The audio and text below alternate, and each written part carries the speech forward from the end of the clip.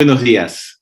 En primer lugar, quisiera iniciar agradeciendo a todas y todos por su presencia en este evento internacional organizado por la Comisión Especial de Cambio Climático del Congreso de la República del Perú, en colaboración con el Programa Regional de Seguridad Energética y Cambio Climático en América Latina de la Fundación Konrad Adenauer.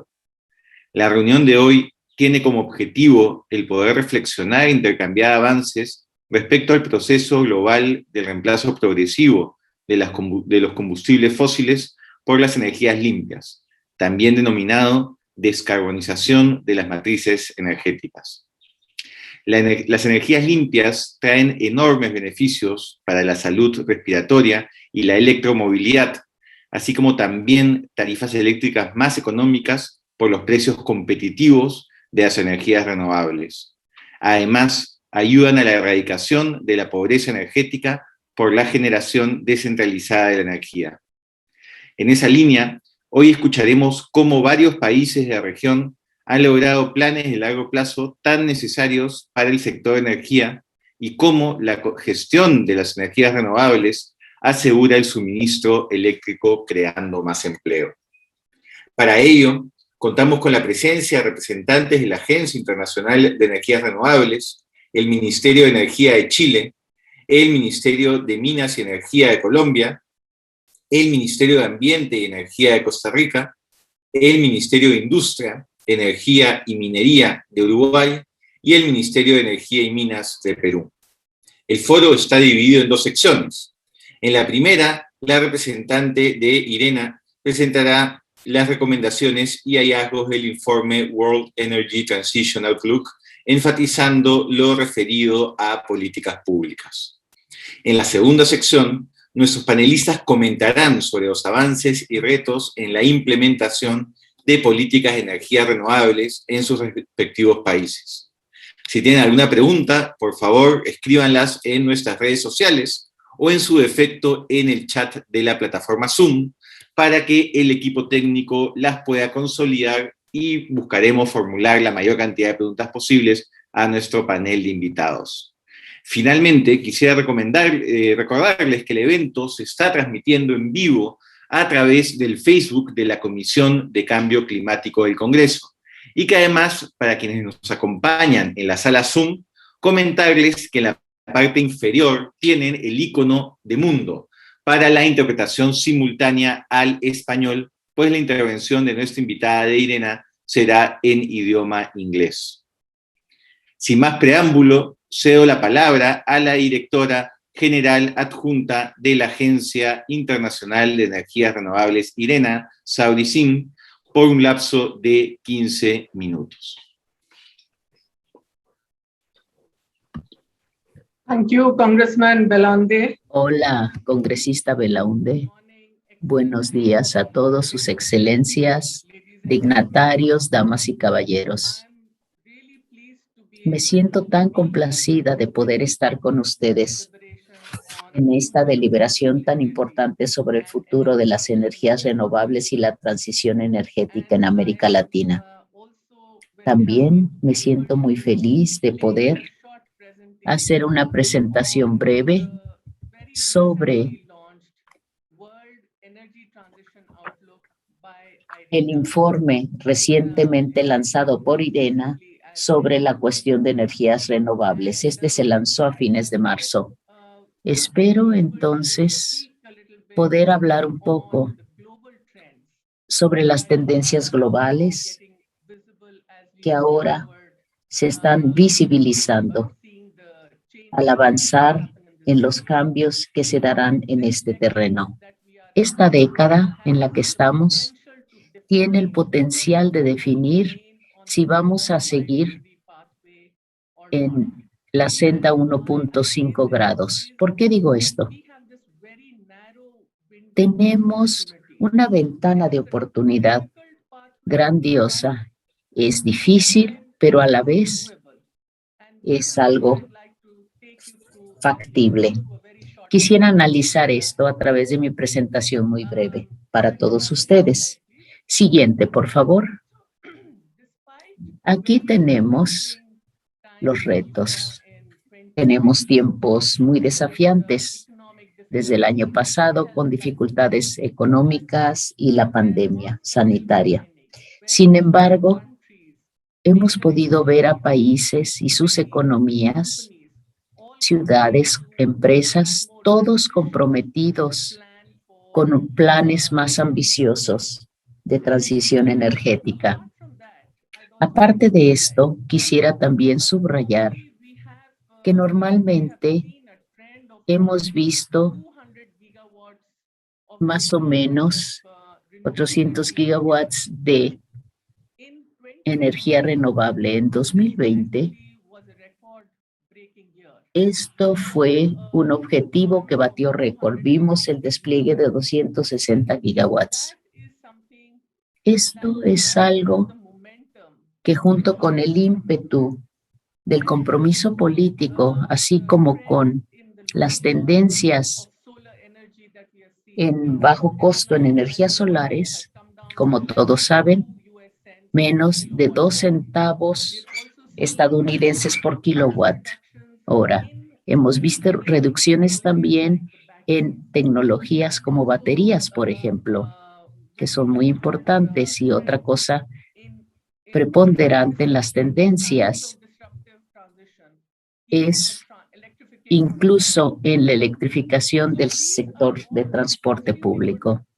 Se trata de señales muy importantes y muy buenas, pero debemos recordar que este informe que lanzamos en marzo sobre 1.5 grados centígrados, esto nos dice que necesitamos llegar a cero para 2050, 45% de las emisiones de efecto invernadero.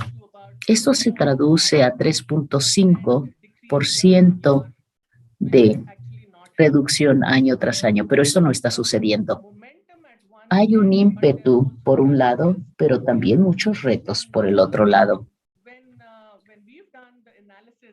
Cuando hemos hecho este análisis en IRENA, vemos aquí los 6 componentes muy críticos de la estrategia de transición energética. Tenemos la descarbonización de los sistemas de energía eléctrica para ser sustituidos por nuevos sistemas. Esto es un pilar muy importante también a través de la eficiencia energética y medidas de economía circular, a la vez que mantenemos los objetivos de la electrificación también en los usuarios finales. Esto tiene que ver con el transporte público, transporte industrial y el uso también en edificios. Y también aquí tenemos el uso de biomasa de uso sustentable, especialmente en combustibles de alta densidad. Esto representa los 6 pilares que ustedes ven en la pantalla en esta estrategia de transición energética. Quisiera también decirles que cuando hemos hecho este análisis, hemos recordado siempre el escenario energético. Estamos hablando del escenario primario, que fue preparado tomando en cuenta las estrategias, objetivos, compromisos que tienen y que han expresado los países. Y si vemos este escenario, llegaremos a 36.9 gigas de dióxido de carbono para 2050. Obviamente, esto todavía no nos lleva a donde queremos llegar, pero nos acerca mucho. Siguiente, por favor. Siguiente, por favor. Ya sabemos que en América Latina hay un ímpetu aumentado. Perú, por ejemplo, acaba de presentar su NDC con mejoras de 12% en su reducción de gases de efecto invernadero para 2030. Chile también se ha colocado como líder global, no solo en la producción, sino en la exportación. Esta es una mapa, es una ruta la que estamos viendo para 2030 y 2050 a través de las regulaciones que se están discutiendo actualmente. Un cambio muy importante que vemos que sucederá es que la electricidad será el portador principal de energía en 2050. Los cambios que se darán es que actualmente las energías renovables en electricidad son como 35%.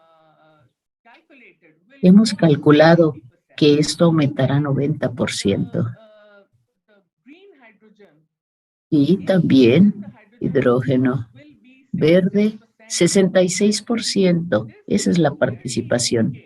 Esto indica claramente que, aunque esperamos lograr estos objetivos, esto consumirá como 12% del consumo de hidrógeno. Pero esto es muy importante como aspecto de la estrategia de transición a energías limpias de todos los países.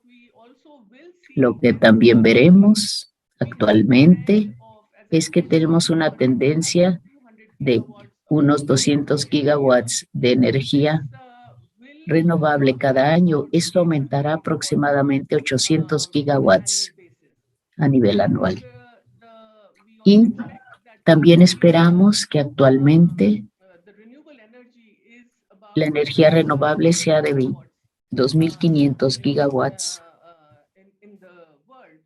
en el mundo, que aumentará a 2.700 gigawatts para 2050. Siguiente, por favor.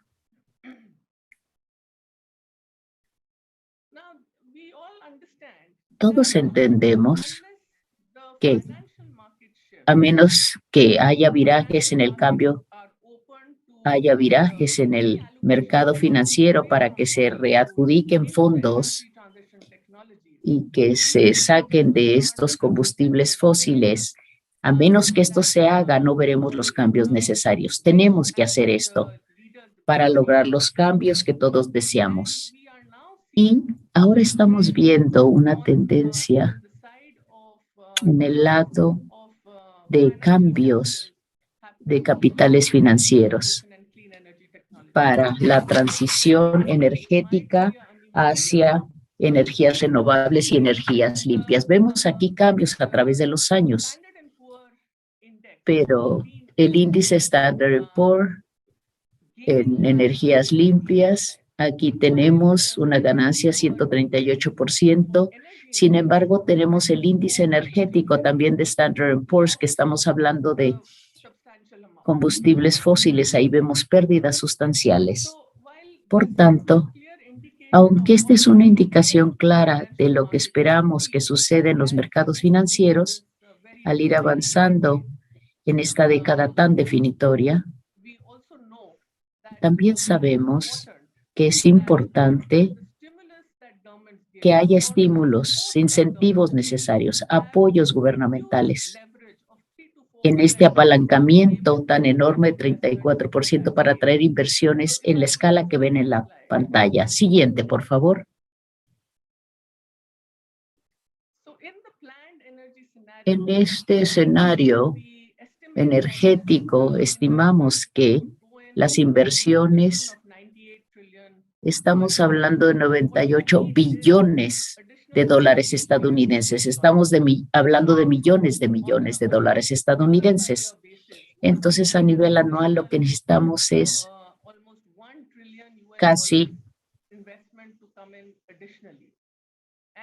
$1 billón de dólares adicionales. Estamos hablando de millones adicionales anualmente. Esto creo, como ya lo dije, que es algo que se puede apoyar a través de los incentivos gubernamentales para poder apalancar más inversiones en las economías existentes. Siguiente, por favor. Finalmente, quisiera decirles que aunque las tecnologías, como sabemos, son importantes, y al hacer este análisis hemos recordado siempre, hemos tomado en cuenta todas las tecnologías de energía renovable ya disponibles, pero también hemos tomado en cuenta tecnologías que se están desarrollando hoy por hoy y que muestran mucha promesa. Aparte de las tecnologías y de los esfuerzos que estamos haciendo, que son sumamente importantes, lo que también es crítico son las políticas para apoyar despliegue de energías renovables, políticas para apoyar la integración de energías renovables en todo el sistema. Cuando digo esto, es importante señalar que aunque actualmente tenemos energías renovables y tenemos estos proyectos y ya están en los sistemas de electricidad, más o menos en estos porcentajes que ven ustedes aquí, 10%, pero esperamos que crezca a 63%.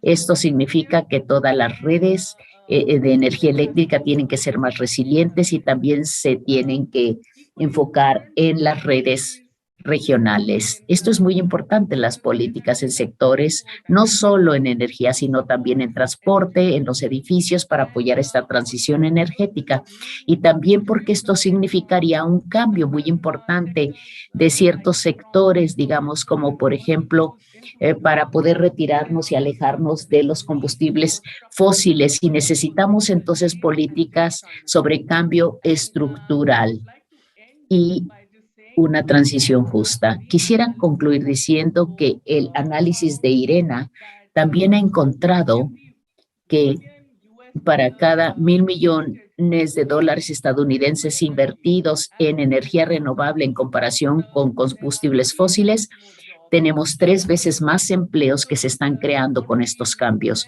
Entonces, no solamente tiene sentido para el planeta, sino que también tiene sentido para la economía y para crear el tipo de empleos que se requieren en una economía creciente y resiliente. Muchas gracias por su atención.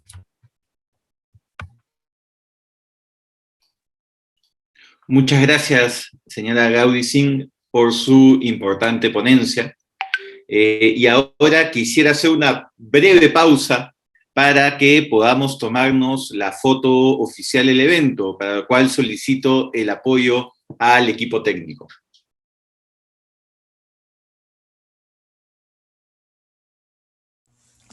Les agradeceré, por favor, encender sus cámaras.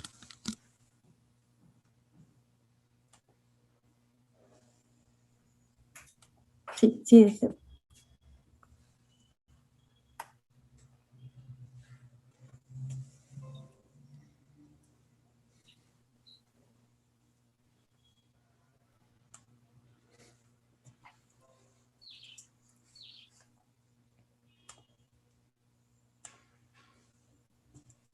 Nos avisas, Martín. Un minuto.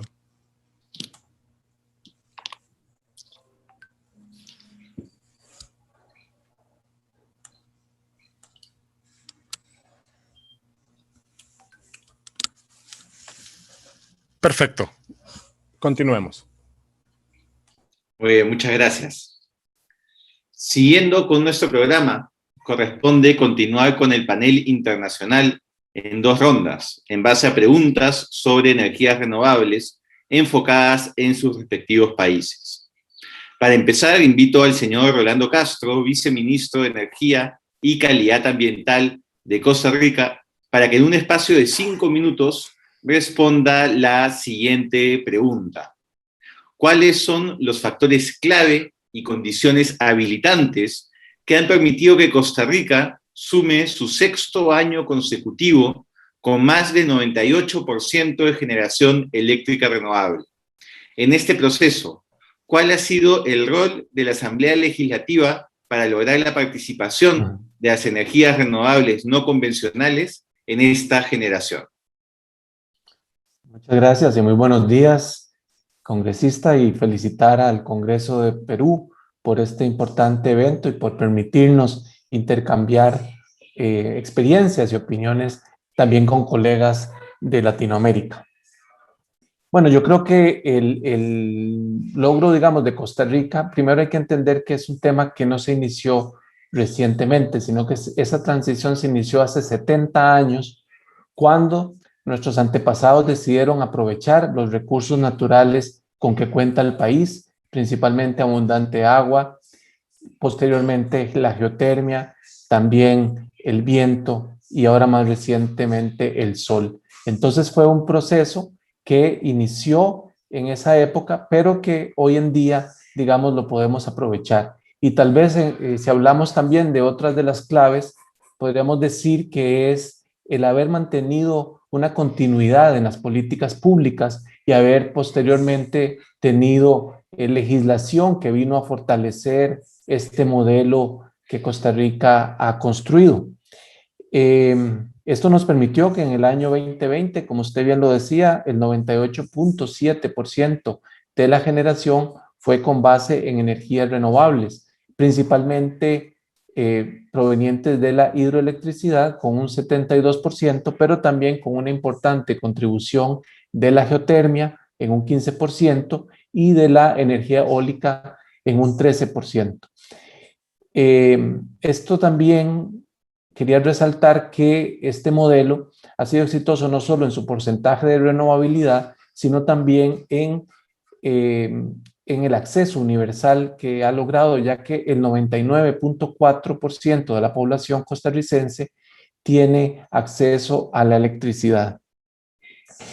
Tenemos grandes retos, ¿verdad? Al tener una matriz basada principalmente en la hidro, esto nos hace más vulnerables al cambio climático y por eso también se ha iniciado un proceso de transición, como mencionaba, con energías renovables no convencionales, y continuamos también adaptando y estudiando nuevas fuentes como la energía mareomotriz. También se está analizando el tema de la introducción de los usos directos de la geotermia, es decir, no solo para la generación de electricidad, sino como fuente de energía y de calor, y también el desarrollo que el país ha tenido desde hace más de 5 años del hidrógeno. Con respecto a la otra pregunta que nos hacías, que era ¿cuál es el papel de la Asamblea Legislativa o de los congresos en este tema? Creemos que es muy importante en 2 temas. Uno, porque permite ir adaptando legislación, ¿verdad?, que se requiere para fortalecer el modelo, para irla adaptando a nuestros tiempos. Y también en nuestro país ha sido muy importante el papel que ha tenido en la aprobación de convenios internacionales o la aprobación de empréstitos que han servido para desarrollar algunos de nuestros proyectos de generación con energías renovables. Por ejemplo, una ley muy importante que el Congreso aprobó hace 4 años fue la ley que da incentivos y promueve el transporte eléctrico, ¿verdad?, que también establece una red de recarga rápida de transporte eléctrico para todo el país y que ya está en completo funcionamiento. En este momento se discuten en el Congreso también importantes legislación, por ejemplo, sobre recursos distribuidos, y también se discute un proyecto de ley sobre hidrógeno. Esto para dar algunos ejemplos de ese importante papel que debe tener los congresos de nuestros países en continuar fortaleciendo y adaptando nuestro sistema eléctrico, que es particular en cada país, pero a los tiempos y a los retos modernos y sobre todo en el marco del cambio climático que nos hace más vulnerables, sobre todo en una región como la que nosotros estamos en Centroamérica. Y por lo tanto, entonces, se necesita que el Congreso vaya también de la mano del Poder Ejecutivo para ir adaptando y fortaleciendo estos modelos. Muchas gracias, señor Orlando Castro. Pura vida. Y ahora quisiera ceder el uso de la palabra al señor Francisco Javier López Díaz, subsecretario de Energía de Chile, para que en un lapso de 5 minutos nos responda la siguiente pregunta. ¿Qué acciones y normativas han sido necesarias para aumentar la participación efectiva de las energías renovables no convencionales en la matriz energética, logrando representar un 20% a fines del 2020?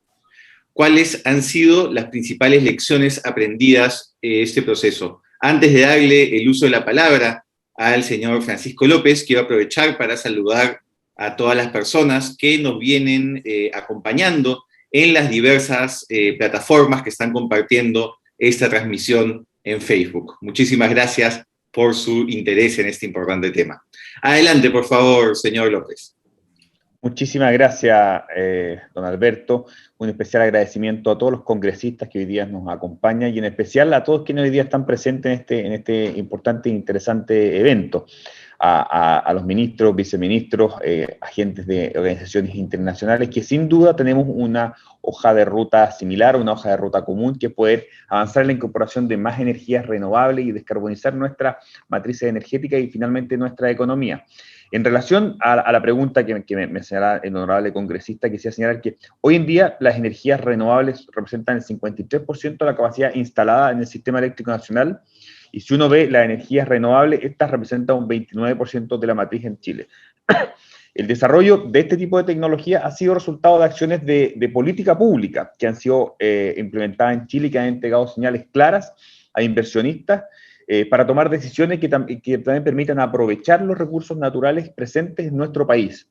Y también apalanca la reducción, en base a esto también ha sido apalancando la reducción de los precios de las tecnologías con respecto a esto. En relación a políticas particulares, quisiera destacar brevemente algunas. Las licitaciones de suministro, ley de transmisión, planificación energética de largo plazo, cierre de centrales y net billing. En relación a las licitaciones de suministro, estas tienen por un objeto disponer el suministro de energía para satisfacer el consumo de los clientes regulados, y estas se realizan cumpliendo con los principios de no discriminación arbitraria, transparencia y estricta sujeción a las bases de licitación. Elementos que consideramos que tienen que estar presentes también en una regulación para poder avanzar de buena manera. Estos procesos también son diseñados, coordinados y son dirigidos por la agencia que existe en nuestro país para estos efectos, que es la Comisión Nacional de Energía, desde el año 2015. Y dentro de los cambios normativos más relevantes que hemos establecido en los últimos años ha sido para la incorporación y fomentar la incorporación de energías renovables, fue la habilitación, por ejemplo, de ofertas por bloques temporales horarios, lo que permitió sin duda incrementar la competencia en esos bloques y adjudicar a precios por debajo de los que se conseguían hace una década. Podemos ver, por ejemplo, que entre el año 2012 y el año 2017 se observó una reducción de un 75% de los costos promedios adjudicados en estas licitaciones. Y actualmente en Chile tenemos un proceso licitatorio en el cual se van a licitar más de 2.300 gigawatts, iniciando el suministro para el año 2026, por un periodo de 15 años en 3 bloques de suministro también distintos. Una segunda pilar fundamental creemos que ha sido la ley de transmisión, la ley 20.936, que fue publicada el año 2016, y que ha jugado un rol central también para la generación, actuando como un facilitador de mayor integración de energías renovables. En particular, ha permitido generar condiciones adecuadas para habilitar mayor competencia entre los distintos medios de generación en todo el territorio nacional, y de esta forma también poder aprovechar los recursos renovables más abundantes en cada una de las zonas que están disponibles en nuestro territorio. Y como resumen, también ha permitido una regulación más clara del acceso abierto a las redes, la simplificación de la remuneración de la transmisión considerando un estampillado y la creación de la figura del Coordinador Eléctrico Nacional como un organismo independiente. Como decía anteriormente, prueba de lo anterior, es que en los últimos años, en el año 2017, entre el 2017 y el año 2020, las solicitudes de conexión que han sido aprobadas justamente por este agente, el coordinador, corresponden a un 85% a proyectos solares y proyectos eólicos. La política energética de largo plazo juega un rol fundamental también, ya que la ley de transmisión mandata al Ministerio a realizar continuamente un proceso de planificación de largo plazo que provee una visión de largo plazo para el proceso de expansión de la transmisión que lleva a cabo la Comisión Nacional de Energía. De modo que las soluciones de transmisión requeridas para el mediano y largo plazo se decían en el corto plazo. Esta planificación tiene una mirada también de corto plazo que es crucial para poder adaptar la infraestructura necesaria y nos permite incorporar de esta manera, que sea de una manera eficiente, los proyectos de energías renovables no convencionales. Plan de cierre de centrales a carbón, un rol fundamental, y hemos alcanzado un acuerdo muy importante que va a permitir que el año 2040 la totalidad de las centrales a carbón cesen su operación, pero esto se ha ido adelantando y ya vemos que para el año 2025 el 50% de la generación a carbón existente al año 2019 en nuestro país va a haber cesado operaciones, dando nuevo espacio también para el ingreso de energía renovable. Generación a pequeña escala, net billing, desarrollo de proyectos que no solo se ha dado el desarrollo no solamente de proyectos de grande escala, sino que la generación distribuida tiene un rol también muy importante y tiene oportunidades para los distintos usuarios de abastecerse de energía de manera que sea distribuida. Y en nuestro país también hay una ley sobre la materia que permite desarrollar este tipo de proyectos y permite promover el desarrollo permitiendo proyectos de hasta 300 kilowatts. En fin, son una serie de iniciativas legales, una serie de mecanismos que se han ido implementando con el paso del tiempo, y ahí es el rol de los congresistas, de los poderes legislativos, es central en poder dar estabilidad, poder anticiparse, poder establecer reglas del juego que sean estables y que permitan también atraer inversiones. También quisiera, para concluir esta sección, hacer una invitación. La próxima semana nuestro país va a ser sede de la cumbre más importante a nivel internacional de energías limpias, que el CEM-IMI. Los invito a todos a poder registrarse, a poder incorporarse, a poder participar de los distintos eventos de conversación en los cuales justamente vamos a discutir estos temas de una manera y con un contexto internacional. Revisar también, van a haber paneles de alto nivel, desde de altos mandatarios, representantes y ministros de distintas economías y de distintos países, y también un espacio para hacer networking y compartir experiencias que sin duda van en la misma línea de que esta importante actividad que hoy día estamos presentes está cumpliendo. Muchísimas gracias. Muchísimas gracias al señor Francisco López por su intervención y por la invitación que nos ha realizado. Y ahora le ofrezco el uso de la palabra por 5 minutos al señor Fitzgerald Cantero Piali, director nacional de Energía de Uruguay, a quien le pido que nos pueda responder lo siguiente. De acuerdo al Foro Económico Mundial, Uruguay repite este año como el país latinoamericano con una mejor transición energética hacia las fuentes renovables, ocupando una destacada 13ª posición en el índice global. Sabemos que este proceso de transición inició aproximadamente en el 2008.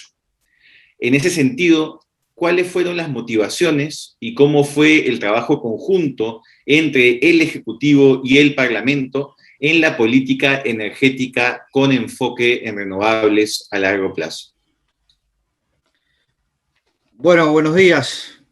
Muchas gracias. En primer lugar, agradecer a Alberto de Belaunde, congresista de Perú, por la invitación, por la iniciativa, a la comisión que usted preside. Esta iniciativa me parece sumamente muy oportuna y además, bueno, creo que nos da la posibilidad de tener este intercambio con colegas de la región, de manera que podamos, bueno, contar algunas de nuestras experiencias, conocer las experiencias de otros países y en ese sentido enriquecernos para nuestra labor diaria.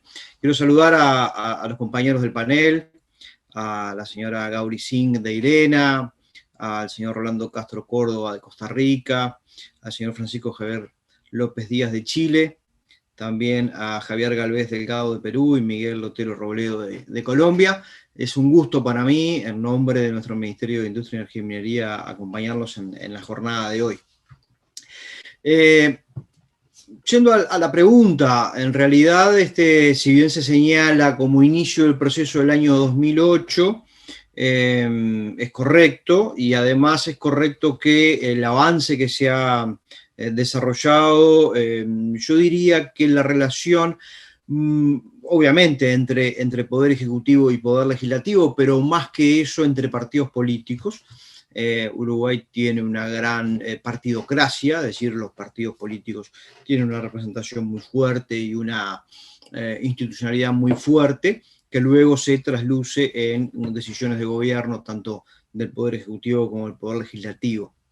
Entonces podemos decir hoy que estamos parados en una especie de política de Estado en este sentido. Estamos parados en una situación que nos permite tener una visión de futuro compartida.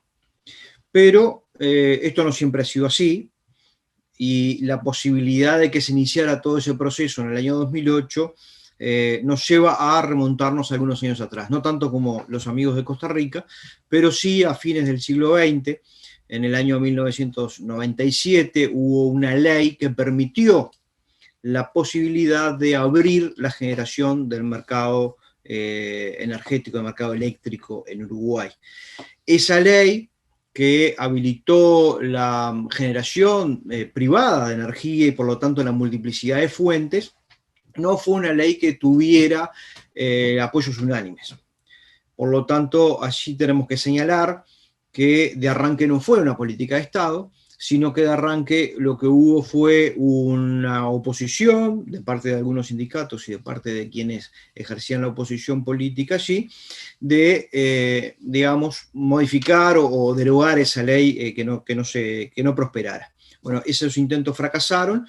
Luego, pasado el tiempo, y ya sí en los primeros años del siglo XXI, y estando en el gobierno quienes antes se habían opuesto a esta ley, comenzaron a utilizar las ventajas de este beneficio, digamos, que permitía la generación privada de energía, y por lo tanto allí se da un gran impulso, acompañado por el resto de los partidos, a la energía renovable.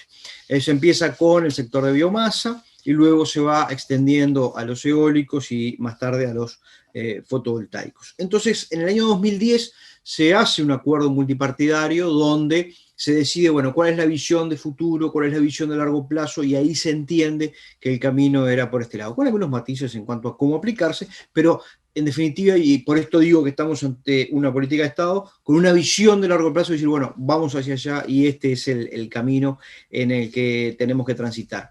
Por supuesto también que esto ha generado una inversión muy importante para el país. Estamos hablando de unos 7.800 millones de dólares, lo cual para Uruguay es muy, muy, muy importante, pero se entendió que ese era el camino. Hoy tenemos algunos desafíos, que los hablaremos seguramente en la próxima intervención, pero claramente el principal desafío que tenemos es que esta gran inversión que ha hecho el país, esta gran apuesta a las energías renovables, estaba mencionado en la pregunta, pero por ejemplo, simplemente para graficar la importancia que tienen las energías renovables en nuestro sistema, decir que el año pasado, que fue un año muy particular en muchos sentidos, pero específicamente para Uruguay, muy complejo en el tema de hidrodulicidad. Tuvimos en registros históricos la segunda hidrodulicidad más baja.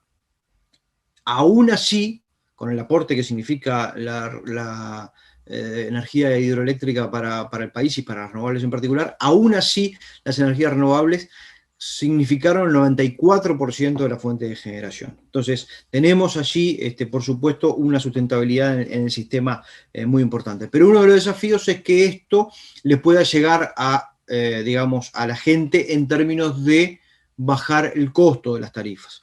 Y cuando digo cuando debe llegar al bolsillo de las organizaciones, de las empresas y también de las residencias. Es una de los caminos, uno de los desafíos que tenemos por delante.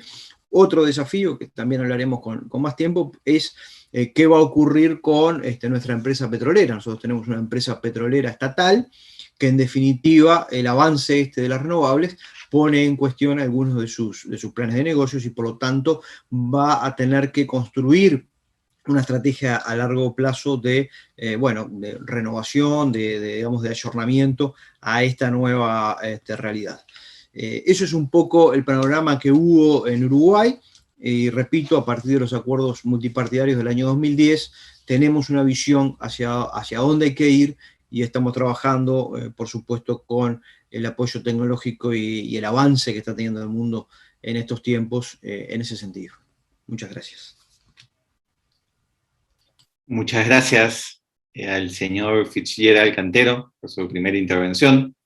Y prosiguiendo con la agenda, invito al señor Julián Rojas, director de Asuntos Empresariales y Regulatorios del Ministerio de Minas y Energía de Colombia, para que pueda respondernos en 5 minutos lo siguiente.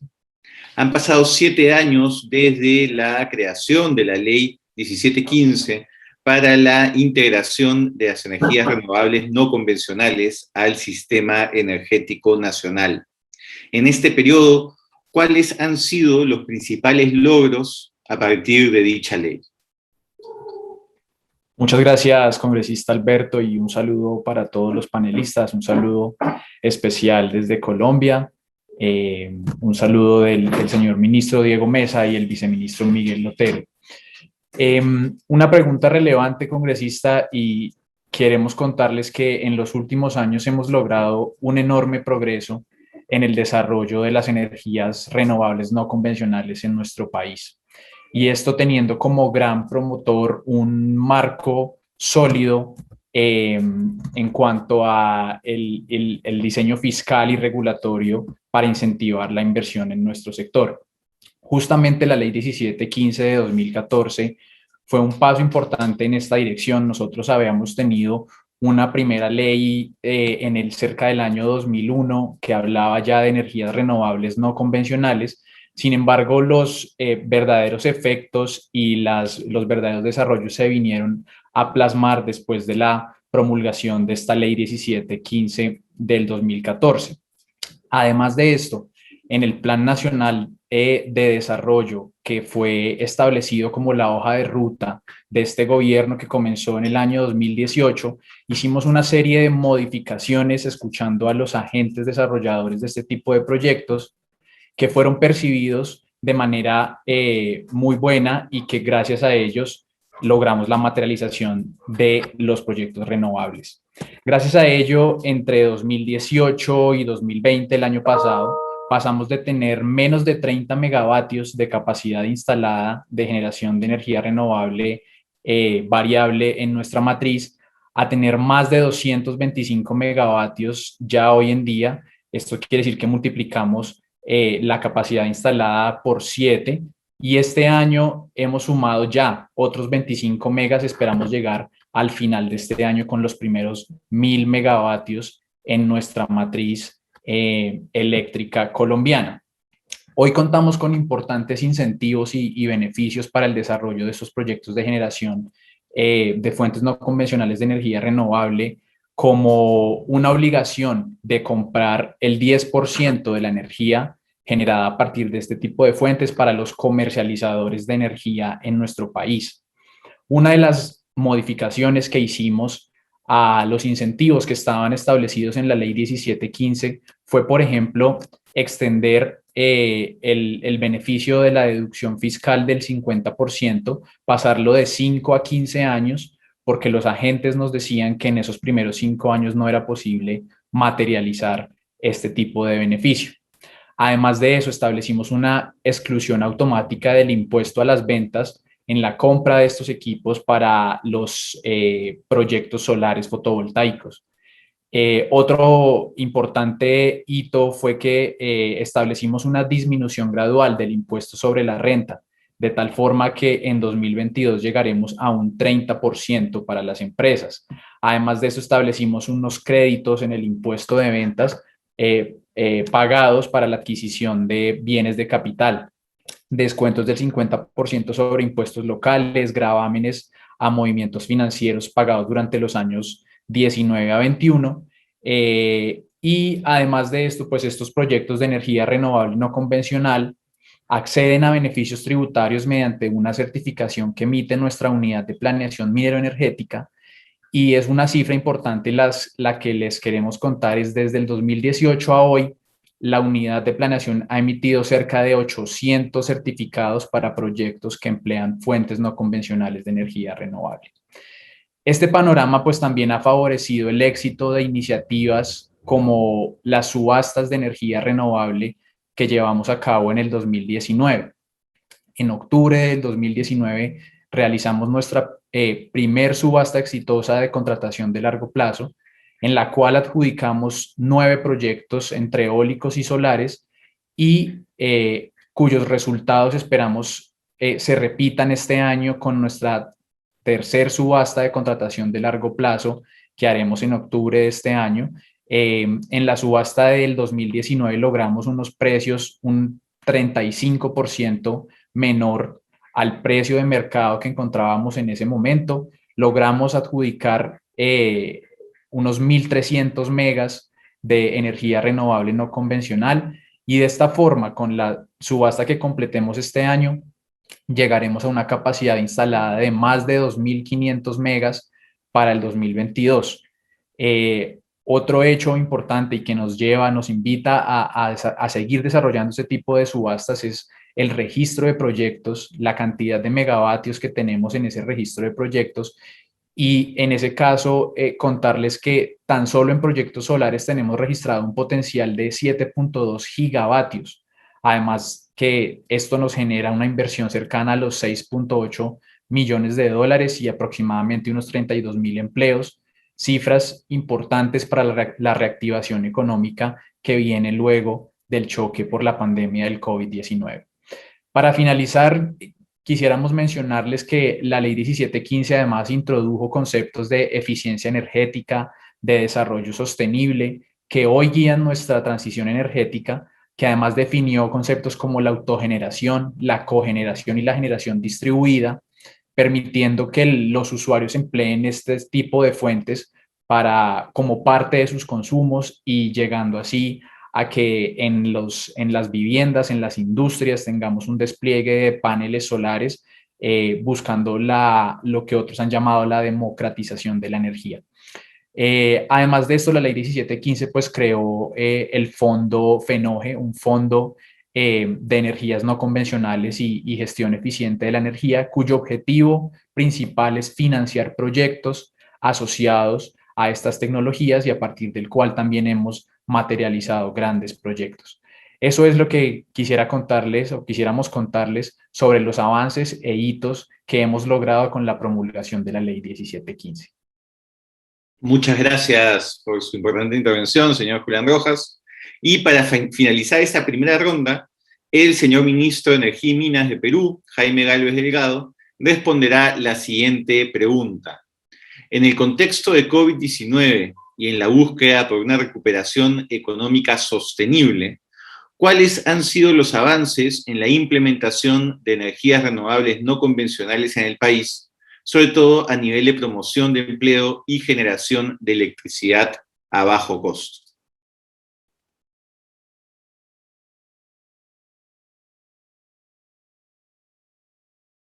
Desde el año 2008 se publicó la Ley de Promoción de Inversiones en Generación de Electricidad y a partir de esa ley se implementaron las subastas RER que permitieron incorporar poco a poco una mayor cantidad de proyectos de energía eólica, de energía solar y de pequeñas obras hidroeléctricas.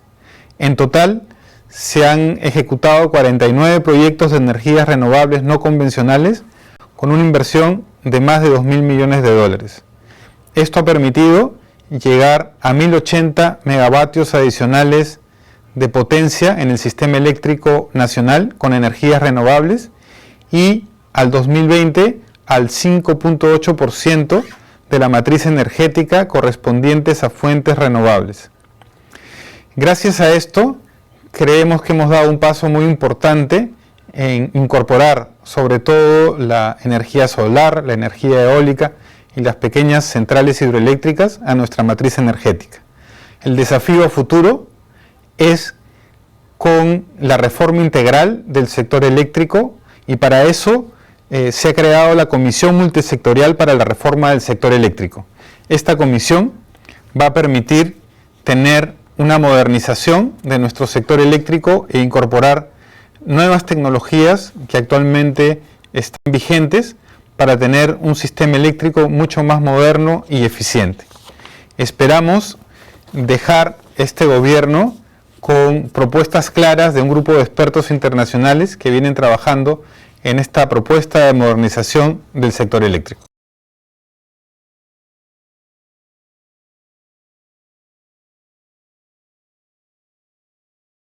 En sesión del Consejo de Ministros en Perú, como cada miércoles, pero que no quería dejar de estar presente y por eso envió la grabación de su intervención. Ahora quisiéramos empezar con esta segunda ronda de preguntas con una pregunta para el señor Francisco Javier López Díaz, subsecretario de Energía de Chile, para que en 5 minutos nos responda lo siguiente. ¿Cuáles son los retos para incrementar la participación de las energías renovables no convencionales para alcanzar los compromisos climáticos del país? ¿Qué papel jugará el hidrógeno verde en el proceso de descarbonizar sectores más tradicionales de la economía como minería y construcción? Muchas gracias por su consulta, congresista. Los desafíos principales que vemos para aumentar la participación de energías renovables de forma a alcanzar nuestra meta del 70% al año 2020, se ven principalmente en temas de transmisión y en estrategias de flexibilidad. En lo que se refiere a transmisión, el principal reto es que exista capacidad suficiente de transmisión y que ésta llegue de manera oportuna, de forma tal que nos permita aprovechar al máximo los recursos renovables disponibles en nuestro país. Es por esto que se han hecho todos los esfuerzos necesarios, desde el Ministerio de Energía, la Comisión Nacional de Energía, el Coordinador Eléctrico Nacional y también las empresas privadas, para que el desarrollo de la transmisión a lo largo de todo el territorio llegue a tiempo. Es en este contexto donde actualmente está en proceso de licitación el proyecto de corriente continua, HVDC Quimal Lo Aguirre, siendo el proyecto este de transmisión más grande en nuestro país, que va a recorrer 1.500 kilómetros desde el norte hasta el centro del país, con una inversión requerida aproximadamente de 1.480 millones de dólares, y que sin duda va a ser una línea fundamental para avanzar en el proceso de descarbonización de nuestro país y de incorporación de más energías renovables. En materia de flexibilidad, uno de los desafíos más relevantes que tenemos es justamente para poder incrementar la participación de energías renovables es flexibilidad, en particular aquellas que dependen de recursos variables, que tienen que ver con la capacidad que tiene el sistema eléctrico también para poder adaptarse a dicha variabilidad e incertidumbre para mantener una operación segura, y que también sea eficiente y sostenible en el largo plazo. En esta capacidad se conocen distintas referencias como flexibilidad. Y para poder afrontar este desafío hemos lanzado también el desarrollo de la estrategia de flexibilidad el año pasado, cuyo objetivo principal fue definir acciones para poder disponer de señales de mercado y procesos que permitan el desarrollo y la utilización de esta flexibilidad requerida en el sistema eléctrico nacional. Y a partir de esta estrategia hemos iniciado un trabajo de modificación reglamentaria y normativa para definir las señales económicas y los procesos necesarios para promover un sistema flexible. Durante los próximos años esperamos continuar con la implementación de esta estrategia, de manera que el crecimiento de las energías renovables a futuro pueda ser acompañado también por el desarrollo y infraestructuras flexibles. En materia de hidrógeno verde, a nivel global, hemos visto cómo el hidrógeno verde se presenta una oportunidad crítica de descarbonizar aplicaciones y sectores de la economía, cuyas emisiones de gases de efecto invernadero han sido históricamente difíciles de poder abordar, de poder reducir. Y son diversos estudios que proyectan que el hidrógeno verde va a ser la opción más costo eficiente para limpiar sectores como el transporte pesado, la producción de acero y fertilizante, aplicaciones mineras, entre muchas otras. Esto va a llevar a representar aproximadamente el 20% de la demanda final de energía al año 2050. Esperamos tener un mercado local sobre los 9.000 millones de dólares al año hacia el 2050, con una producción de más de 5 megatoneladas de hidrógeno en uso que van a aportar entre un 17 y un 27% de las reducciones de emisiones necesarias para alcanzar el plan de carbono neutralidad que como país nos hemos trazado al año 2050. En una primera etapa de nuestra estrategia de hidrógeno verde vemos un rol importante del hidrógeno en esta década en camiones mineros, en transporte de carga de ruta, en buses de largo recorrido, en reemplazo de importaciones de amoníaco gris por producción local de amoníaco verde, en reemplazo de hidrógeno gris en refinerías y en la inyección de hidrógeno verde en redes de gas. Pero para que estas aplicaciones despeguen es necesario sin duda el apoyo del Estado y estamos trabajando en 4 ejes para esto: regulación y permisos, financiamiento e incentivos, asociación y colaboración doméstica e internacional y desarrollo local. Tenemos un fuerte foco en levantar proyectos tempranos a lo largo de toda la cadena de valor del hidrógeno y sus aplicaciones, con tal de aprender, generar infraestructura, regulación y capacidades con las que luego podremos abordar los mercados de exportación de manera más competitiva y temprana. Muchas gracias. Muchas gracias al señor Francisco López por su intervención. Y ahora quisiera volver a invitar al señor Rolando Castro, viceministro de Energía y Calidad Ambiental de Costa Rica, para que nos responda la siguiente pregunta. Costa Rica cuenta con un Plan Nacional de Descarbonización que busca tener emisiones netas cero para el 2050. Al tener el eje de generación eléctrica renovable casi cubierto, ¿cómo la energía renovable continuará siendo clave en este proceso de descarbonización? ¿Cuál es el siguiente sector en el que se priorizará el uso de la energía renovable?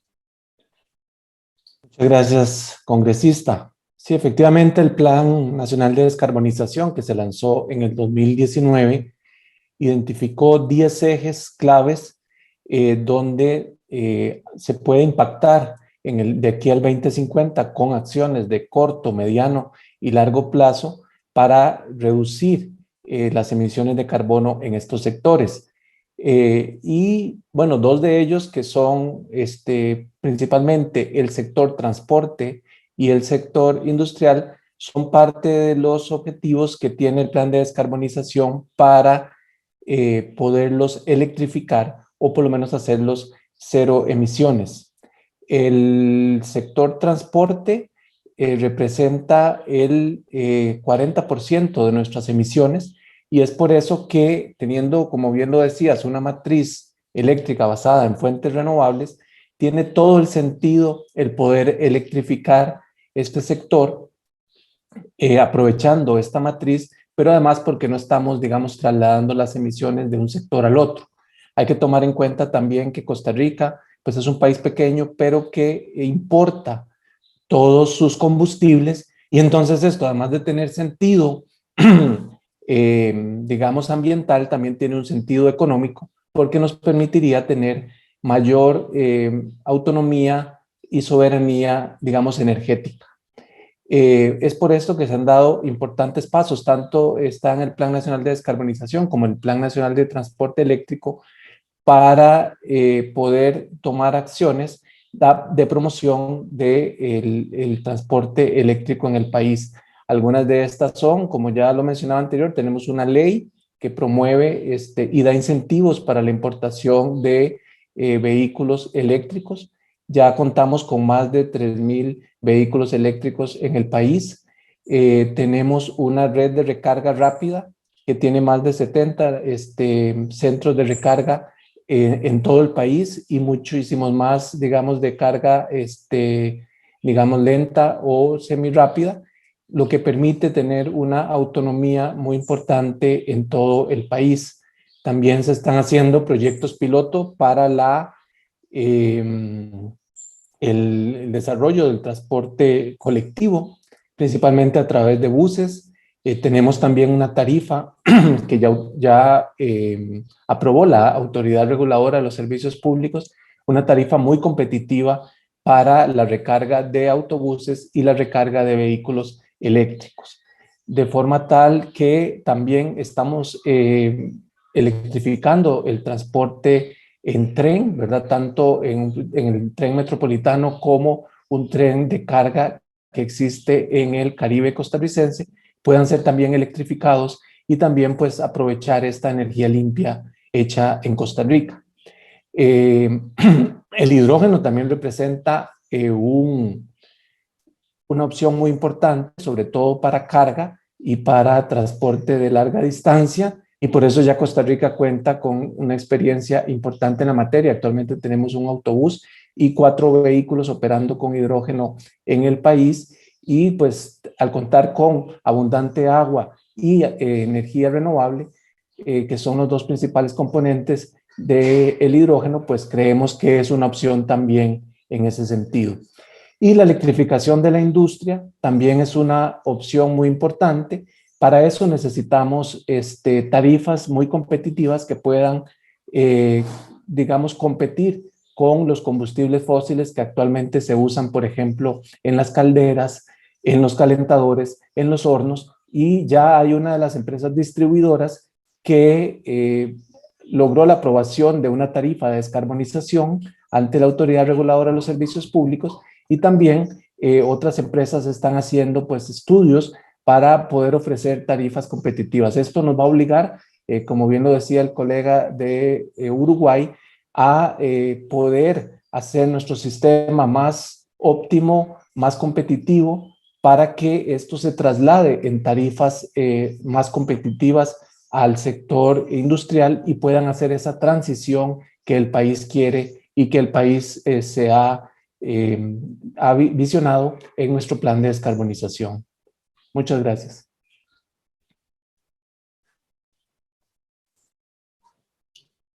Muchas gracias al señor Rolando Castro por su intervención.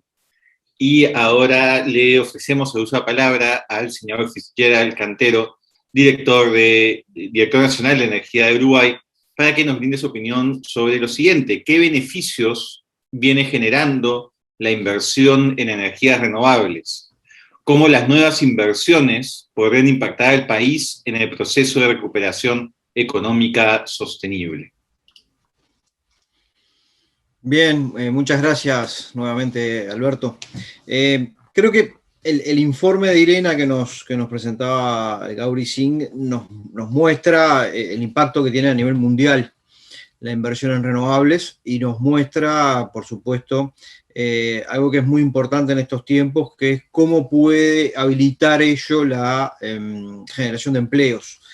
Nosotros creemos, en primer lugar, que esto que nos está ocurriendo a la humanidad en estos momentos es una oportunidad. Es decir, esta crisis sanitaria que tanto nos pega, que tanto nos duele y que queremos pasar rápidamente, nos tiene que dar la oportunidad de decir, bueno, vamos más rápido o hay que hacer más rápido aquellas cosas que tenemos que hacer. Por ejemplo, hacer esta segunda transición hacia las energías renovables y que va a tener un impacto muy fuerte en el ambiente, que nos va a permitir cumplir los compromisos asumidos, me estoy refiriendo concretamente al Acuerdo de París, pero a su vez nos va a permitir la generación de empleo y poder, tratar de paliar y aportar a la salida de esta situación tan crítica que todos tenemos. Nosotros estamos trabajando en ese sentido en algunas líneas. Voy a hacer, en honor al tiempo, solamente un titular respecto al hidrógeno, porque nuestro colega de Chile ha desarrollado lo que es el hidrógeno para ellos, y para nosotros es igual. Estamos trabajando con los mismos objetivos. Solamente decirles que nosotros en el mes de abril pasado hicimos un data room de hidrógeno, porque queremos este año hacer un llamado a un piloto de hidrógeno en nuestro país. Hemos tenido, por suerte, una gran participación de muchísimas empresas, de muchísimos países, un gran interés desde el punto de vista de la participación desde el extranjero, y creemos que con esos incentivos, que más o menos son los mismos que mencionaba el colega de Chile, vamos a estar por lo menos planteando la idea este año de lanzar este piloto que creemos va a ser importante digamos, con varios objetivos, ¿no? No solamente la descarbonización, también la exportación, fertilizantes, etc.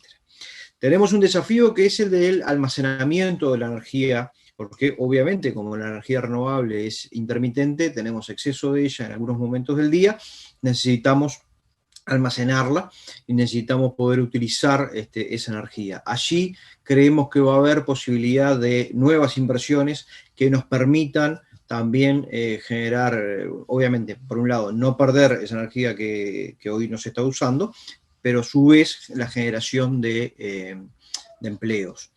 Tenemos en la geotermia para nosotros, incipiente avance en cuanto a su exploración y establecer algún tipo de piloto, de manera de que podamos ver la posibilidad de llevarla adelante en nuestro país.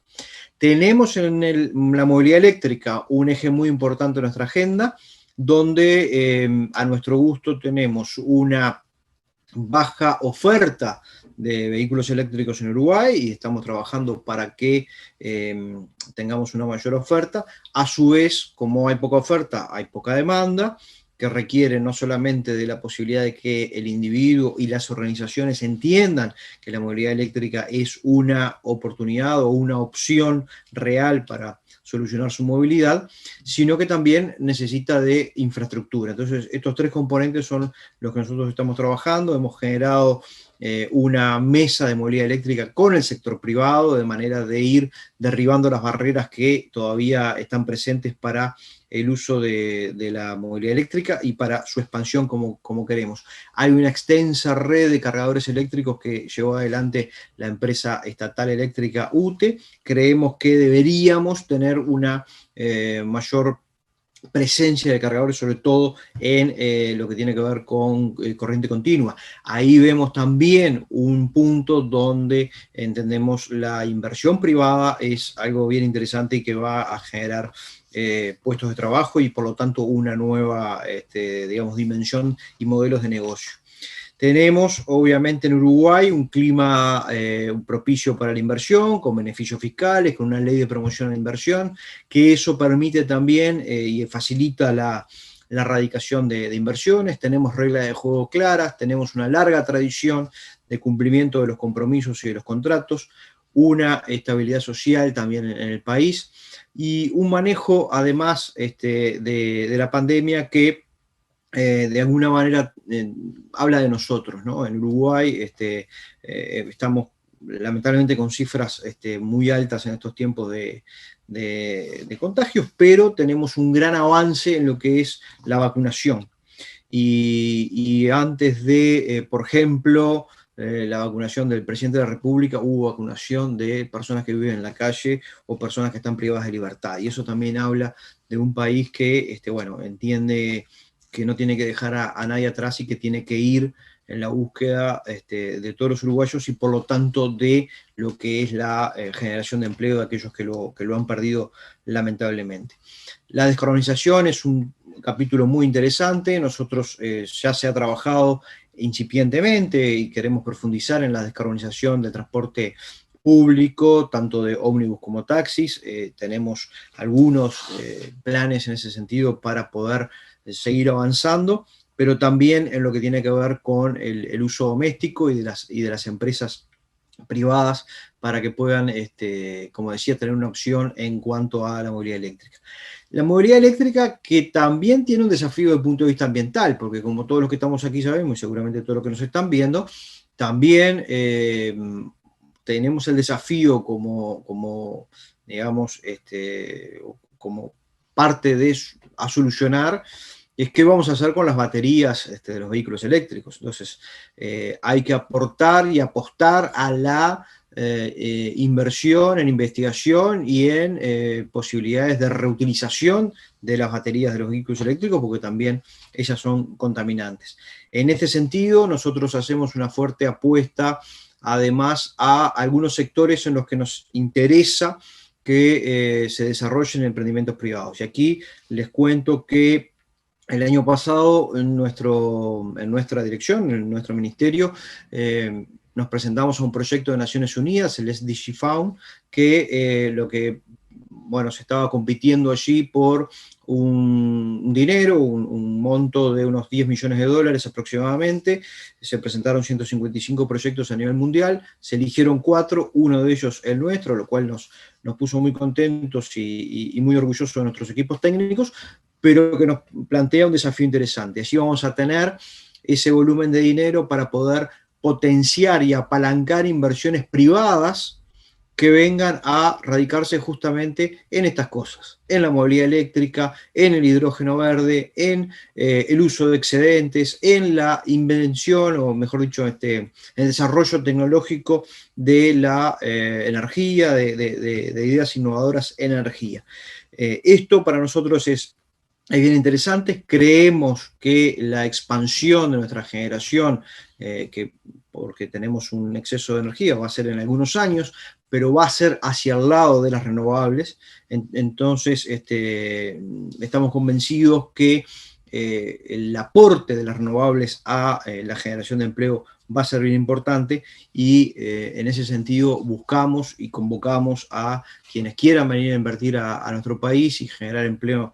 En este sentido, tenemos un buen clima, un buen clima de negocios y un apoyo desde el gobierno para poder justamente expandir lo que es una mitigación de los componentes ambientales, de la contaminación ambiental. De hecho, este gobierno ha creado el Ministerio de Ambiente con el objetivo de precisar concretamente esas políticas y a su vez de la generación de empleo que nos permita, obviamente, hacer crecer la economía y ayudar en esta salida que ojalá para todos sea pronto y de manera exitosa.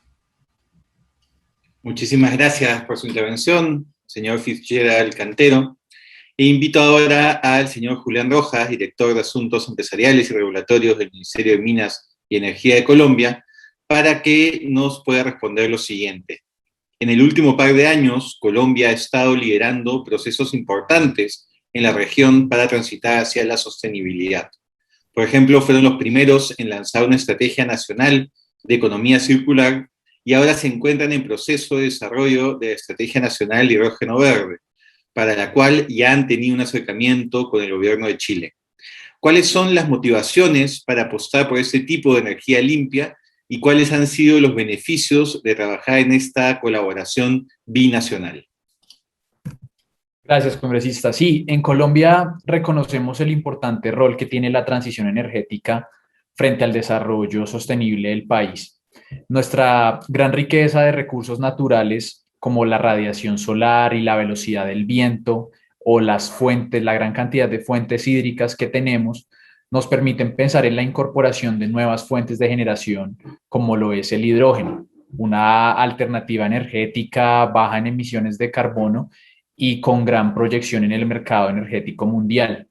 Y aquí es importante resaltar que nuestro potencial, sobre todo en la península de La Guajira, en la parte norte de nuestro país, es enorme. La velocidad del viento, tanto costa afuera como en tierra, es superior al promedio mundial, y nuestra radiación solar en esa misma región y en los llanos orientales del país también es bien importante. En este sentido, pues decidimos desarrollar esta hoja de ruta para hidrógeno, la cual nos dará a conocer el potencial que tiene el país para la producción de este energético y sus derivados, así como las oportunidades de mercado a nivel local y como exportadores.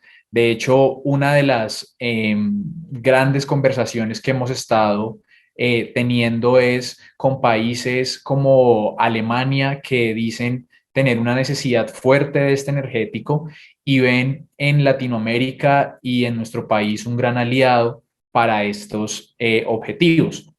Esta hoja de ruta que estamos en desarrollo establecerá acciones de corto, mediano y largo plazo para integrar este vector energético de manera transversal en nuestras aplicaciones industriales, en movilidad y en generación eléctrica. Tenemos unas principales fechas relacionadas con este proceso y son que a finales del primer semestre o durante el primer semestre mejor de este año estructuraremos esa estrategia para el país y haremos unos ejercicios de socialización con los agentes interesados en este energético, y a comienzos del segundo semestre, finales del primero, tendremos la publicación de la hoja de ruta y la implementación de acciones de corto plazo durante todo el segundo semestre de este año. A esto sumamos los resultados de un estudio que fue contratado a través de una convocatoria conjunta entre nuestro Ministerio de Ciencia y Tecnología y nuestra Unidad de Planeación Mineroenergética sobre los potenciales en la aplicación del hidrógeno. Además, el involucramiento de empresas importantes como nuestra petrolera estatal Ecopetrol, con proyectos piloto de hidrógeno, y la complementariedad con procesos de cooperación bilateral y multilateral enfocados en este energético, pues nos permitirán fortalecer una posición de liderazgo en esta tecnología. Con el propósito de asumir este liderazgo, nosotros desde diciembre del año pasado, del año 2020, hemos venido conversando con nuestros colegas chilenos sobre el interés que tenemos ambos países en ser abanderados del desarrollo del hidrógeno en la región. Hemos sostenido varias reuniones, sabemos que ellos también están en cooperación y en coordinación con el gobierno alemán, y lo que vamos a hacer es buscar seguir fortaleciendo esta relación y hacer intercambios de conocimiento que nos permitan retroalimentar este proceso incipiente en la región. El plan de trabajo concreto podemos definirlo en el segundo semestre de este año, una vez el país, Colombia, contemos con la hoja de ruta para el desarrollo del mercado del hidrógeno. Aparte de esto, es importante mencionar que con Chile tenemos una relación muy cercana en temas de energía, y por ejemplo, actualmente somos colíderes también junto a Costa Rica de la meta regional de energías renovables que hemos denominado RELAC, que busca aumentar la ambición de Latinoamérica y el Caribe en la incorporación de renovables no convencionales para el año 2030. Igualmente estamos juntos en escenarios como el CINEA, una iniciativa de interconexión regional que nos permitirá en el futuro tener una integración entre los mercados andinos y nuestro país vecino, Chile. Entonces, estas son las cosas que queremos mencionar de ese relacionamiento, de las ambiciones que tenemos frente al hidrógeno y cómo esperamos en el segundo semestre de este año tener unas ideas claras y una hoja de ruta que empezaremos a materializar justamente desde la segunda parte de este año 2021. Muchísimas gracias al señor Julián Rojas. Y finalmente, para terminar esta sección y dar paso a la sección de preguntas de los participantes del público, quisiéramos invitar al señor Jaime Gálvez Delgado, ministro de Energía y Minas del Perú, para que responda lo siguiente. ¿Qué políticas públicas y normativas a mediano y largo plazo hacen falta para elevar la participación de las energías renovables no convencionales, que actualmente se encuentra en 5%, en línea con el compromiso climático del país? ¿Cuál es el potencial de las energías renovables no convencionales para entregar energía a más de 2 millones de peruanos que no cuentan con ella? En primer lugar, hay que decir que el Perú es un país bendecido en fuentes de energía renovable y por lo tanto nuestro potencial es muy grande. Del potencial de energía hidráulica utilizamos un poco menos del 10%. En energía solar tenemos un espacio mucho mayor y en lo que es la energía eólica también. Incluso tenemos energía geotérmica que todavía no hemos empezado a aprovechar. La gran diferencia entre la época de las subastas RER y ahora es que la energía eólica y solar se han abaratado mucho. Es decir, no necesitan un subsidio ahora para competir. Ya pueden competir por sus propios méritos. Lo que tenemos que hacer son normas que nos permitan tener mayor competencia en el mercado de generación eléctrica, con las nuevas subastas que se hagan para mercados regulados, de tal manera que las energías renovables puedan competir en mejores condiciones y en igualdad de condiciones con los otros tipos de energía. Nosotros creemos que con la competencia podemos lograr una situación donde tengamos más energías renovables y mejores tarifas en el futuro para nuestro país. Asimismo, es importante señalar que todavía cerca del 20% del sector rural no cuenta con servicio de energía eléctrica. Los programas de electrificación rural que estamos avanzando nos van a permitir poco a poco a llegar al 100%.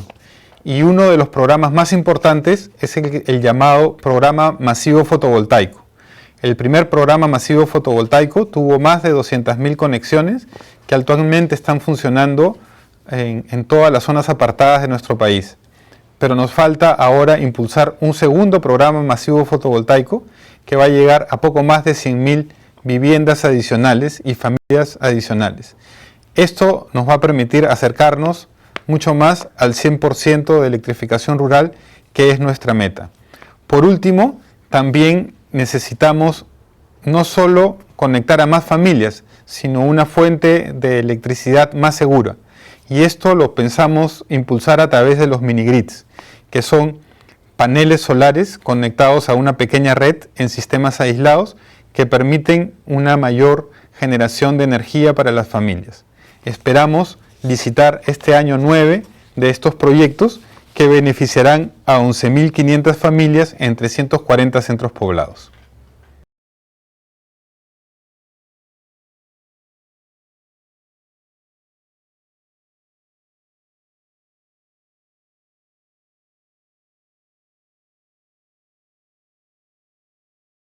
Las preguntas que han realizado los participantes a nuestros expositores.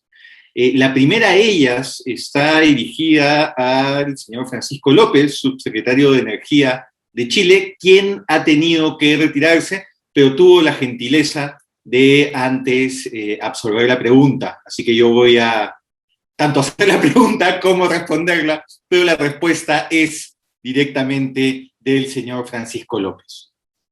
La pregunta fue realizada por el señor Humberto Campodónico y dice lo siguiente: ¿cuál es la importancia del Decreto Supremo 148, Plan de Energía al 2050 del 2016, en la consecución de los importantes logros en generación de energía eléctrica con energías renovables en Chile? A lo cual el señor subsecretario le responde lo siguiente: Chile tiene desde el 2015 su política nacional de energía, que siendo una política nacional con mirada a largo plazo, esta política se construyó en un proceso participativo que congregó a expertos y a la ciudadanía a lo largo del país para definir la visión de la energía hacia el año 2050 y desde ahí establecer lineamientos de políticas y metas. El proceso participativo permitió alcanzar importantes consensos entre los distintos actores del país, desde el mundo privado, público, de la academia y la sociedad civil. Esta sólida base de discusión y consensos, apoyada por un riguroso acompañamiento técnico prospectivo, permitió establecer prioridades de largo plazo para el país en materia energética. Una de las metas fijadas fue contar con el 70% de generación eléctrica renovable en el país en el año 2050, meta ambiciosa para aquellos años. Hoy en día estamos en el proceso participativo de actualización de la política energética nacional, con la participación de más de 800 personas del país, la elaboración de mesas temáticas y un comité consultivo que permitirá actualizar los compromisos de la política. Con eso pongo fin a la respuesta del señor Francisco López, subsecretario de Energía de Chile. Ahora tenemos dos preguntas que son generales y que voy a hacerlas juntas y luego, por supuesto, voy a ofrecer el uso de palabra al expositor que desee responderla o a los expositores que deseen responderlas. La primera es del señor Ed Málaga Trujillo, que es además congresista electo para el nuevo periodo que se inicia en julio, que señala lo siguiente: ¿cuáles fueron los principales obstáculos que encontraron en sus países y cómo los afrontan? Y la siguiente pregunta, que también es general para todos los expositores, es ¿qué medidas se deben implementar en América Latina para que el sector energía sea fundamental en la recuperación post-pandemia? No sé si podemos tal vez empezar con Fitzgerald, a quien estoy viendo en mi pantalla, y luego damos el uso de la palabra al resto de participantes. Bien, muchas gracias. Creo que esta segunda pregunta quedó respondida en la intervención anterior. Es decir, cuáles eran cuáles entendemos pueden ser digamos, las formas o las medidas que nos lleven a una expansión de la recuperación económica post-pandemia, ¿no? Creo que ha quedado respondida. ¿Me puedes repetir la primera? La primera tenía que ver con los obstáculos, los principales obstáculos, y yo imagino, sobre todo el interés de Ed es conocer un poco más a detalle los obstáculos políticos que hubo en la implementación de estas políticas. Bueno, sí, en el caso nuestro, un poco lo que mencionaba cuando respondí la primera pregunta. Es decir, alguna acción que hubo respecto a mecanismos de referéndum en contra de la ley de marco regulatorio, que fue la que posibilitó luego la proliferación y expansión de las renovables. En ese sentido, nosotros tenemos también en Uruguay una larga tradición en lo que tiene que ver con los mecanismos de democracia directa, y bueno, fue un mecanismo de referéndum contra una ley específica, que era la ley de, como les digo, de marco regulatorio, y por lo tanto se fue a consulta ciudadana y la ciudadanía no acompañó ese referéndum, es decir, no digamos, no quiso interponer un recurso contra la ley, por lo tanto la ley quedó firme y por suerte después se empezó a aplicar y de esa manera se pudo extender todo esto que hoy tenemos, ¿no? Así que digo, como principal obstáculo ese, luego ya 2010, con un proceso de diálogo que ha continuado hasta ahora, se ha entendido cuál es la visión y estamos embarcados en el mismo objetivo. Muchas gracias. Ahora ofrecemos a Rolando Castro la posibilidad de responder. Gracias. Bueno, creo primero que, como lo ha dicho la misma Irena, la transición energética es un proceso que no tiene marcha atrás, ¿verdad? Que inclusive va a cambiar la geopolítica mundial. Antes, digamos, si había un problema en el Medio Oriente, eso tenía impactos en el precio del petróleo a nivel mundial. A como los países se puedan ir descarbonizando y lograr su independencia energética, esto va a permitir entonces que también surjan nuevos liderazgos a nivel mundial. Por ejemplo, China se ha convertido en un líder a nivel mundial del transporte eléctrico, de la energía solar, y en ese sentido creemos que Latinoamérica tiene un gran potencial de atraer inversiones en energías renovables. Ya tenemos un promedio a nivel regional más alto que el promedio mundial en esa transición y creemos que va a crecer mucho. Y por eso, como bien lo mencionaba el colega colombiano, junto con Chile y Colombia, estamos por medio de RELAC lanzando esta iniciativa para lograr mayor compromiso de los países de la región en esta transición de energía renovable, pero también buscando mayor intercambio de experiencias y fortalecernos entre nosotros. Bueno, siempre, digamos, tal vez no hay obstáculos tanto como, digamos, retos, diría yo, en la transición energética, ¿verdad? Mencionaba el gran reto del cambio climático. Estamos en una región muy vulnerable del planeta. El tema de la competitividad de las tarifas también creo que es un gran reto para nosotros, no por ser, digamos, energía renovable, debe ser cara, debe competir con las energías, digamos, basadas en fuentes fósiles, y entonces debemos hacer muchos esfuerzos por optimizar y eficientar nuestro sistema eléctrico. Y bueno, digamos, en el caso del plan de descarbonización, se da una discusión muy importante a nivel país, ¿verdad? Porque hay personas que señalan que la descarbonización es renunciar al desarrollo, ¿verdad? Cuando hay una necesidad de una recuperación económica, muchas veces se quieren tomar los atajos, ¿verdad? Los caminos cortos, pero que a la larga pueden ser, digamos, pasarnos una factura importante en dos crisis que, digamos, no son coyunturales como esperamos sea la pandemia, sino que son permanentes, como son el cambio climático y la pérdida de la biodiversidad que experimenta en este momento nuestro planeta.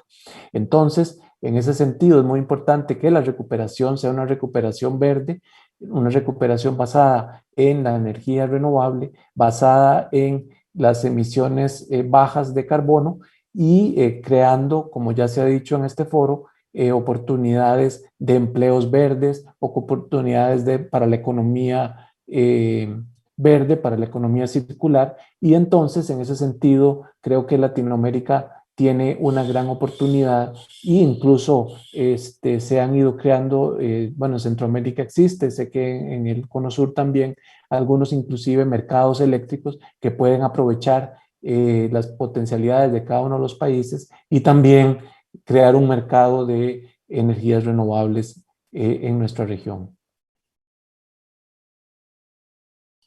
Muy bien, muchas gracias. Y finalmente le ofrecemos el uso de palabra a Julián Rojas, desde Colombia. Gracias, congresista. Sí, yo creo que uno de los retos más importantes que tenemos para la incorporación de estas fuentes y de esta energía renovable no convencional es la adaptación y lograr hacer los cambios en el tiempo oportuno a nuestros sistemas, a nuestras reglas y a nuestro marco regulatorio existente para el sistema, digamos, eléctrico que veníamos teniendo a lo largo de estos años.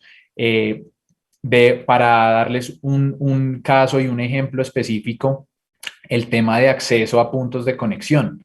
Entonces, veníamos de proyectos hidráulicos, térmicos, que tenían unos tiempos de construcción de 4 o 5 años, a veces más, y no teníamos como una entrada masiva de este otro tipo de fuentes como lo son la energía solar o eólica, y llegamos a un punto en el que proyectos como los proyectos solares fotovoltaicos se pueden construir en un año y medio, y esto hizo que, por ejemplo, se llenaran de solicitudes de conexión nuestras entidades, a tal punto que se presenta una congestión y empiezan a tener consecuencias no deseables para el sistema eléctrico y para toda la armonía del proceso de instalación de un proyecto.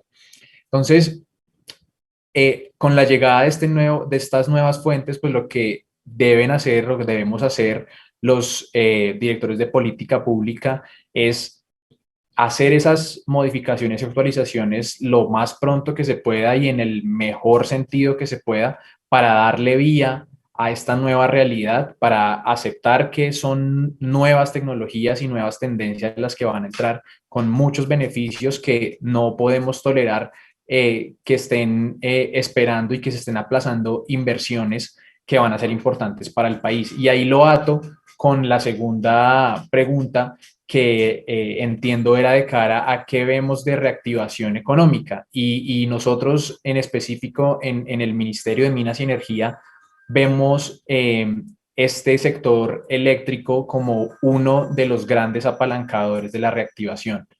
Y lo hablábamos hace unos minutos, es ver nomás el registro de proyectos, el registro de interés de proyectos que hay en nuestra unidad de planeación, para ver la cantidad de megavatios y de proyectos que están listos esperando una señal, digamos, de cierre financiero para poderse instalar en el país. Entonces, nosotros lo mejor que podríamos hacer es darle vía y que superen las barreras financieras estos proyectos, para que vía eso logremos inversiones, empleos que van a ser muy necesarias en esta época post-COVID, donde la afectación económica ha sido enorme.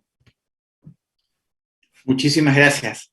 Nos acompaña desde la región Cusco el colega congresista e integrante también de la Comisión Especial de Cambio Climático, Juan de Dios Huamanchampy, a quien le saludamos gratamente, y nos comenta que tiene una pregunta que quisiera hacer. Entonces le pediría al colega que pueda prender su micrófono para que haga la pregunta directamente. Bueno, muy buenos días, señor presidente de esta comisión tan importante, y también por mediante usted hacer llegar el saludo a nuestros invitados, nuestros hermanos de diferentes países, quienes atentamente nos está dándonos un bastante mensaje a favor de nuestro país latinoamericana. Y también les saludo, hago llegar el saludo desde la selva de Madre de Dios, que estamos en este momento en Patria. Y yo creo que para mí es muy importante y muy favorable en caso de que nuestro país necesita pues bastante este tipo de trabajo que necesitamos hacer. Y por lo tanto, felicito y quiero de repente hacer unas cuantas preguntas o felicitarle a nuestros invitados. En primer lugar, muy buenos días, señor presidente de la Comisión de Cambio Climático, y saludo también a nuestros hermanos congresistas, quienes están en esta comisión tan importante, y colegas, muy buenos días. Asimismo, a todos los ponentes de diferentes países que se vienen encontrando presente, y felicitar vuestro tiempo de participación. Primero, para facilitar este importante evento, a pesar de la limitación de esta genera y problemática de nuestro país, que es el COVID-19, pero con la voluntad de Dios nos extendemos y la salud y la vida para seguir trabajando en el desarrollo de nuestro país. Y este tema de energía solar en este tiempo cumple un papel prepotente y hemos escuchado la ponencia del representante de nuestro hermano país colombiano, entre otros países, y vemos un gran avance, no solamente en la tecnología de la energía solar, sino también en la generación y empleo en este sector, que es facilitable. En nuestro país, según indica el ministro de Energía y Minas, vamos a entrar a un proceso de reforma de sector eléctrica en donde se tomará en cuanto en el uso de nuestra tecnología y la invocación para brindar servicio y calidad, anulado a la generación, empleo. También sobre esto voy a formular una pregunta al ponente de Colombia, con mucho respeto. ¿Cuáles son las estrategias en Colombia para el desarrollo tecnológico en la generación de energía renovable y su sostenibilidad a mediano y a largo plazo? ¿Y cómo está entregada, cómo está en estrategia que se asocia a otras actividades similares del sector enérgico para aprovechar el desarrollo social y economía en el país? Yo quisiera hacer esa pregunta a nuestro invitado colombiano para que pueda respondernos, porque realmente muy importante es este tema, y agradecerle, señor presidente, por este espacio y muchísimas gracias. Muchísimas gracias, colega. Agradecerle a usted. Además, sé que la conexión a veces es complicada. Estamos en semana de representación. Usted se encuentra en MRD2, pero le agradecemos el interés y permanente compromiso con esta problemática. Le ofrezco el uso de la palabra entonces a nuestro invitado Julián Rojas de Colombia. Gracias, congresista Alberto, y un saludo, congresista Juan de Dios, muchas gracias por su pregunta, y un saludo igual fraterno desde aquí, desde Colombia. Frente a esa pregunta, lo que le podemos contar es que la estrategia para promover estos proyectos tiene que ser, uno, superar barreras de todo tipo, y estas barreras están asociadas a la parte financiera, a la parte técnica y a la parte regulatoria. En nuestro país lo que hicimos y lo que dejamos plasmado es unos incentivos fiscales en leyes de la República bajo los cuales estos proyectos pueden encontrar un cierre financiero y pueden encontrar mejores condiciones económicas para el desarrollo de sus proyectos. Entonces, estos beneficios están relacionados, por ejemplo, con las exenciones de impuesto de renta por cierto tipo de años, con los cupos y certificados en materia de impuesto de ventas. Entonces, creo que esas estrategias son efectivas y ayudan a equilibrar la cancha para que este tipo de energías puedan entrar a cada país. De otro lado, las barreras de tipo técnicas y regulatorias tienen que ver y tienen que ser un proceso que vaya muy coordinado con los mismos agentes, y escuchar, y en ese proceso de diálogo poder entender cuáles son las necesidades de modificación de reglas vigentes para que de esa manera al interior del gobierno nacional y del regulador se establezcan las diferentes normas que van a ayudar a que estos proyectos puedan ser instalados y no tengan que hacer inversiones adicionales o requisitos adicionales que hoy en día existen en el país. Frente a la estrategia de desarrollo social, que es una cosa que también la tenemos muy mapeada aquí en este sector y en el país, no podemos permitir que la instalación de un proyecto cerca de una comunidad no tenga beneficios para esta comunidad. Es decir, si vamos a instalar un proyecto solar, un proyecto eólico al lado de una comunidad como nuestra comunidad de La Guajira, esta comunidad debe beneficiarse y debe llegar desarrollo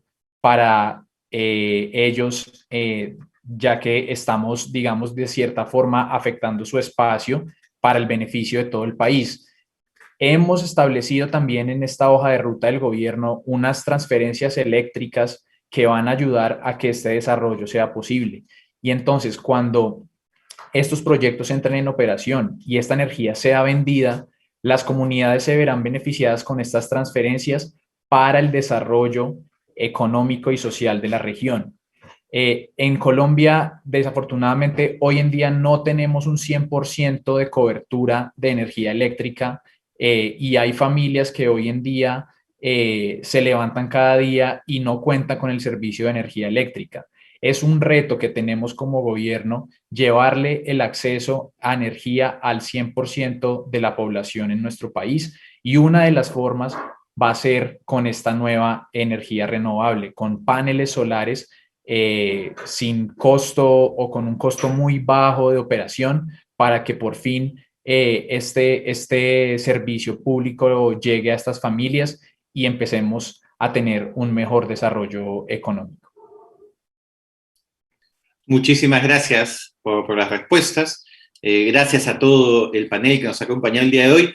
Quedan algunas preguntas en el tintero, pero por ser respetuosos con el tiempo que nos han brindado cada uno de nuestros expositores, quedarán pendientes para una nueva oportunidad.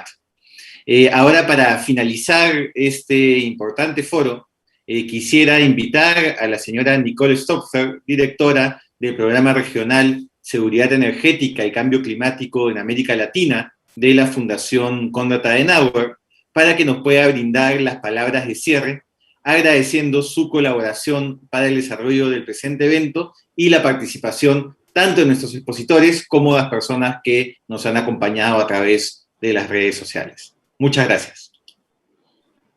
Muchas gracias, estimado Alberto. Muchas gracias a todos. Voy a ser muy corta también en vista al tiempo, pero creo que sí, después de este diálogo tan extenso y tan interesante, es importante destacar que cuando hablamos de una transición energética, y con eso, pues, cuando hablamos de una descarbonización, siempre es un proceso a largo plazo, es un proceso que es un cambio estructural, y sobre todo es un ejercicio y una tarea multisectorial y multidisciplinaria que requiere tanto políticas públicas, requiere el sector privado y también requiere la participación de la sociedad civil. A la vez también hemos visto que pues, en América Latina sí hay, a pesar de todos los retos y obstáculos, un futuro prometedor. La región es muy diversa y eso que la energía distribuida es muy desigual, pero tenemos bastante potencial. Y yo creo que diálogos como este de hoy ayudan no solo a informar, a intercambiar, sino también a empujar de alguna manera una integración energética y una transición energética mucho más efectiva y exitosa en la región.